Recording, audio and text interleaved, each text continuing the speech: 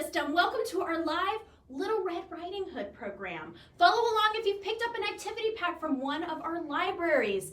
Now, just so you guys know, next week are our last 2 summer programs. I know, I'm sad too. So this week is your last week to come and get an activity pack at any one of our Osceola libraries. So make sure to come on down and get yours for next week.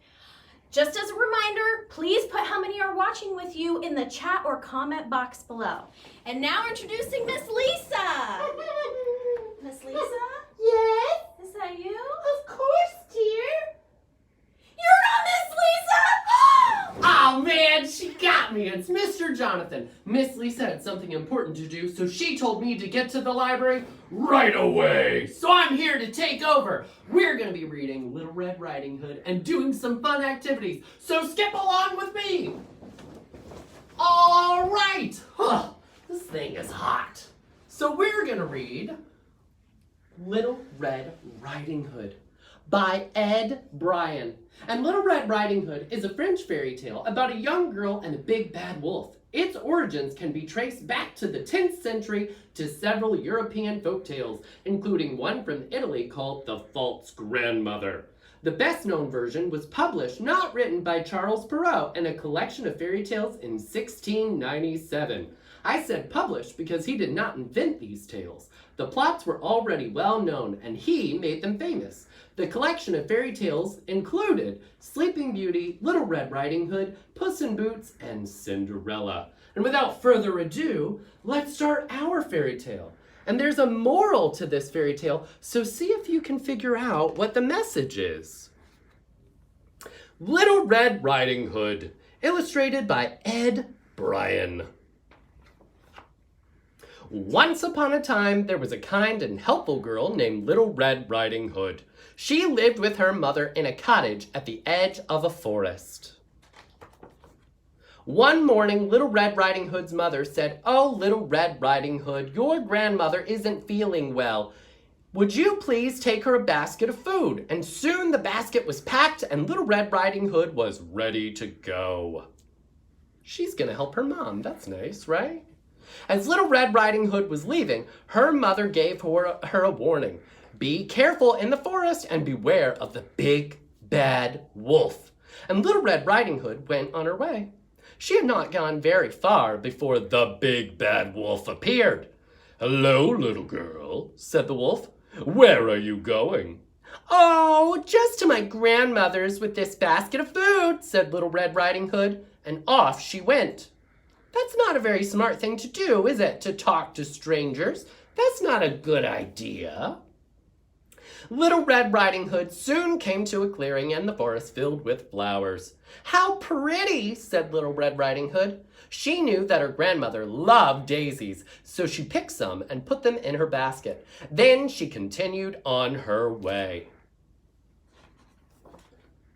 Little Red Riding Hood skipped through the forest until she came to a big oak tree. "Oh," she said, "what lovely acorns. I'll put some in my basket. You never know when they might come in handy." And with the flowers and the acorns in her basket, Little Red Riding Hood continued on her way. She's picking up lots of good things for Grandma, huh? Little Red Riding Hood wandered along, and by she came across a bear with a huge pot of honey. "Hello," said the bear. "Can you help me pour this honey into my jars?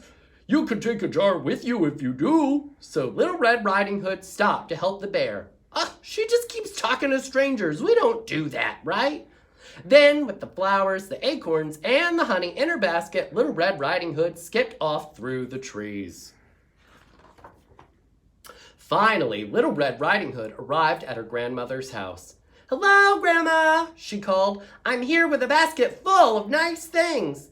"I'm in bed, dear," called a voice through the door.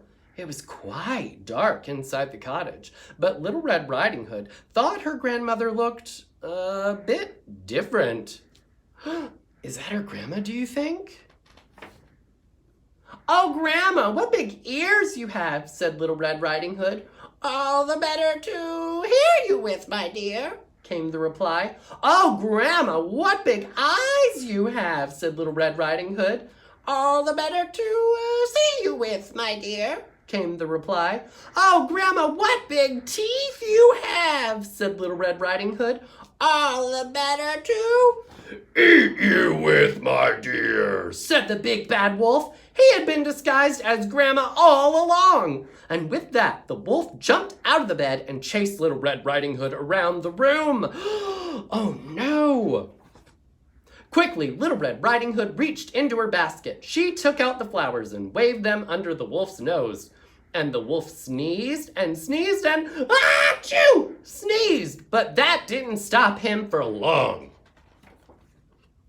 So Little Red Riding Hood reached into her basket again, and she pulled out the acorns and threw them on the floor.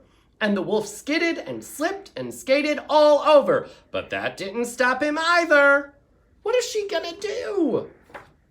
So Little Red Riding Hood reached into her basket for the last time, and she took out that jar of honey and threw it all over the big bad wolf. "Yuck, I'm covered in sticky honey," yelped the wolf. "Just you wait and see what happens next," said Little Red Riding Hood. Uh-oh. The sticky honey smelled so delicious that a swarm of bees flew in through the window and chased the wolf out the door. The big bad wolf ran down the road and was never, ever seen again. The end. So, what do you think the moral of the story is? I think maybe it's that we shouldn't be talking to strangers, right? Because we don't have a grown-up with us. If we have a grown-up with us and we want to say hi to someone, we can. But if we're by ourselves, no talking to strangers, right? And there are lots of other versions of Little Red Riding Hood out there too. Like this one, Little Red Riding Hood by Jerry Pinkney. Or Petite Rouge, a Cajun Red Riding Hood. Look at that, it looks like it has an alligator instead of a wolf. And then Very Little Red Riding Hood. That's cute. And this version that you can also find at the library, Little Red Riding Hood. Very cute, right? So, it seems like it's not safe for Little Red Riding Hood to be skipping through the woods to bring Grandma cookies. So instead, we're going to build a simple machine. We're going to build a catapult.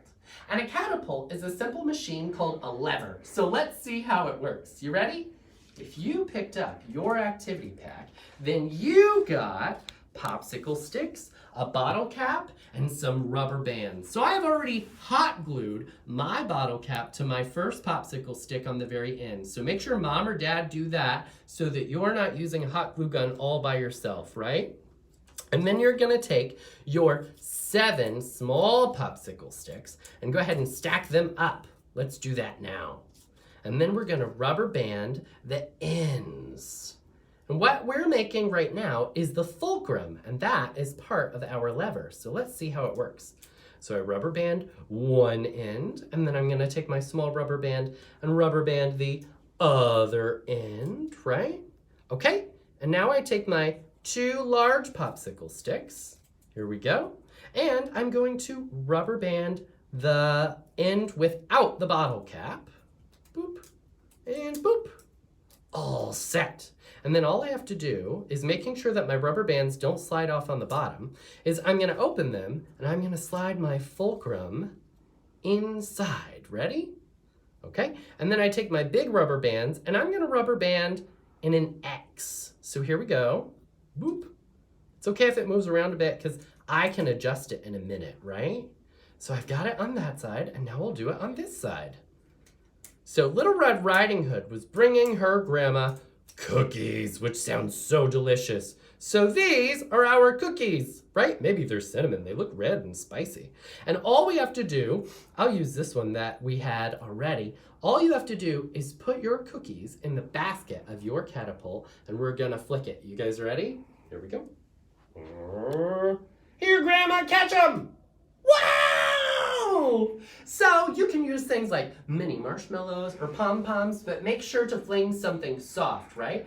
And if you want to adjust the height of what you fling with your catapult, you can try moving the fulcrum forward and back along your popsicle stick and see if you get it further by putting your fulcrum closer to where you have the popsicle sticks rubber banded together or further away. Which makes it go further? And how would you get cookies to Grandma's house? What else can you come up with as a way to deliver them safely without having to go through the woods, right?